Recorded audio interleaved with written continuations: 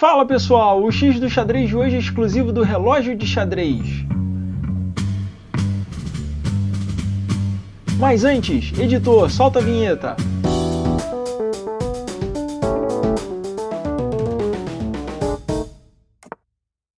Pessoal, antes de começarmos, peço seu like e a sua inscrição no nosso canal para nos ajudar com a relevância e a produção dos vídeos. Se já é um inscrito, lembre-se de ativar o sino para receber as notificações. And if you are watching this video and speak English, I'd like to let you know there are subtitles available in English as well. Vamos lá!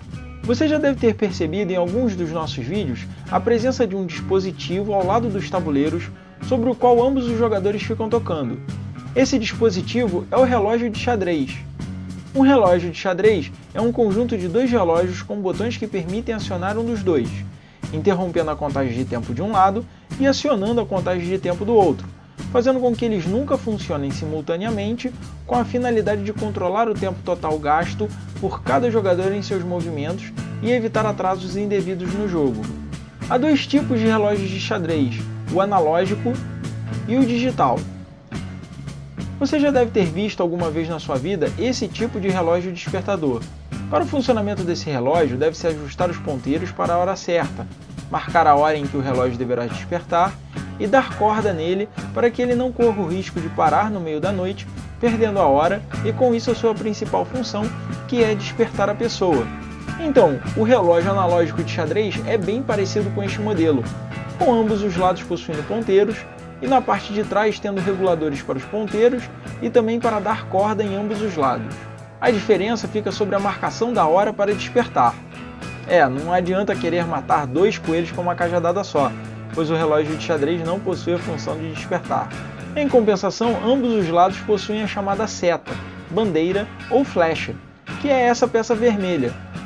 Se você já esteve jogando num clube ou já viu algum outro vídeo de xadrez aqui no YouTube, você já deve ter ouvido alguém usando a expressão caiu o tempo, caiu a seta, ou somente tempo, ou somente seta. Essas expressões servem para indicar que a partida acabou devido ao fator tempo. E é dito que caiu, pois essa seta começa a ser levantada ao chegar nos minutos finais. E quando o tempo esgota, ela cai.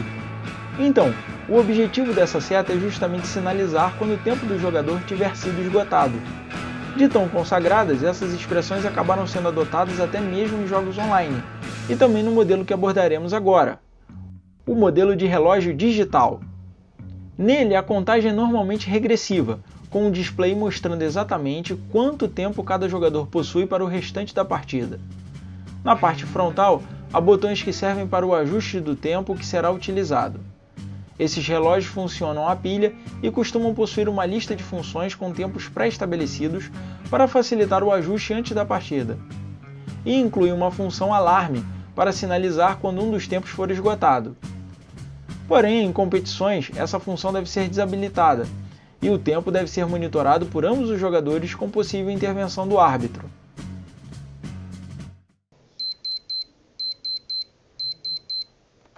O relógio digital permite um controle de tempo mais preciso, principalmente para os ritmos mais rápidos, nos quais os jogadores têm poucos minutos para jogarem uma partida completa.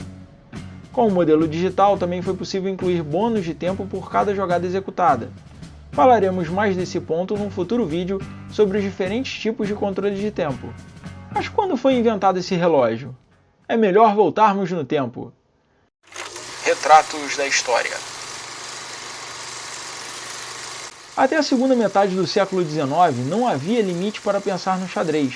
Em 1843, por exemplo, o mestre de xadrez francês, Alexandre de Chapelle, relatou em uma carta que os jogos do confronto entre Howard Stoughton e Pierre Saint-Amand, no Café de la Régence, em Paris, duraram em média 9 horas. Por volta de 1861, foi usado um dispositivo com ampulhetas no qual, ao ser acionado, fazia com que uma ampulheta fosse colocada na horizontal, parando o tempo e fazendo com que começasse a correr a areia na outra. Em seguida, em 1866, foi adotada a contagem de tempo por meio de cronômetros utilizados pelos árbitros, aumentando a precisão e a confiabilidade. O primeiro relógio de xadrez puramente mecânico foi inventado pelo relojoeiro inglês Thomas Bright Wilson. O relógio consistia em dois relógios de pêndulo que podiam ser parados alternadamente com uma barra móvel. Este tipo de relógio foi usado pela primeira vez no Torneio Internacional de Londres, de 1883. A seta do relógio foi sugerida pelo secretário da Associação Holandesa de Xadrez, Meyer, em 1899, para determinar exatamente quando um jogador excedeu seu tempo. Esse relógio de xadrez com setas foi usado pela primeira vez na Alemanha, em agosto de 1908.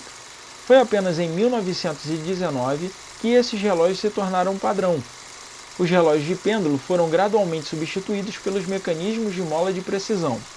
Já em 1973, para resolver os problemas com os relógios analógicos, Bruce Cheney, um estudante de engenharia elétrica da Universidade Cornell, criou o primeiro relógio de xadrez digital com um projeto para o seu curso de graduação. Em relação à utilização, os relógios são posicionados normalmente do lado direito do jogador que está com as peças negras. Isso é usado para compensar a vantagem das brancas por sempre começarem a partida, e para permitir que o jogador das negras tenha mais facilidade para jogar e acionar o relógio com a mão direita.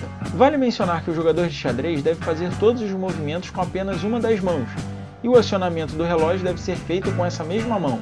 Porém, também vale mencionar que apesar dessa convenção de manter o relógio ao lado direito do jogador das negras, é o árbitro quem decide em que lado ficam os relógios durante os torneios. Antes do início da partida, o árbitro profere a seguinte frase: "O jogador das negras pode acionar o relógio."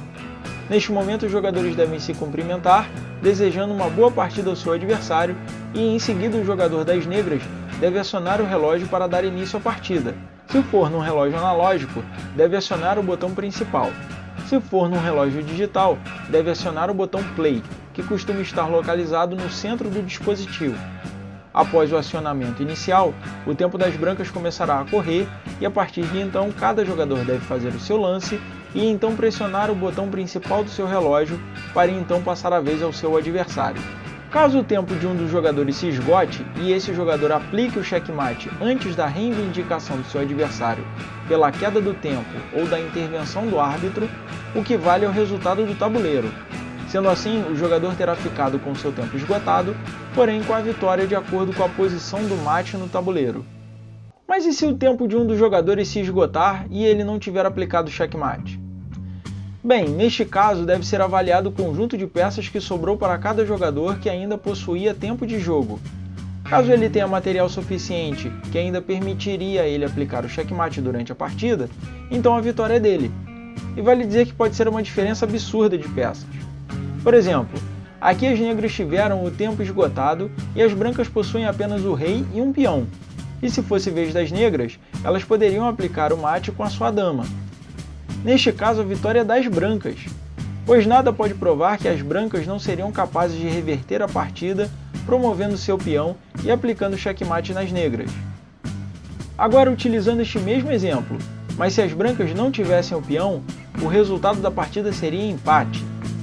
Em via de regra, para definir o resultado é sempre bom verificar se seria possível ao jogador que ficou com o tempo restante concluir a partida com o mate ou não. Caso você esteja jogando num torneio, solicite a presença do árbitro para que ele avalie a posição e informe o resultado correto.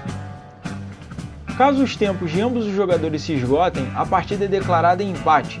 Portanto, sempre fique atento ao seu tempo, assim como ao do seu adversário.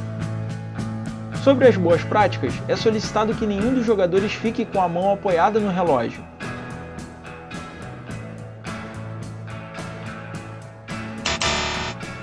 Que não acione o botão do relógio com as peças. E que não acione o relógio com agressividade. E como foi falado no vídeo sobre a promoção do peão, caso não haja na mesa a peça desejada, o jogador pode parar o relógio e chamar o árbitro para solicitar a peça. Após a entrega da peça, o árbitro acionará novamente o relógio e o jogo continuará.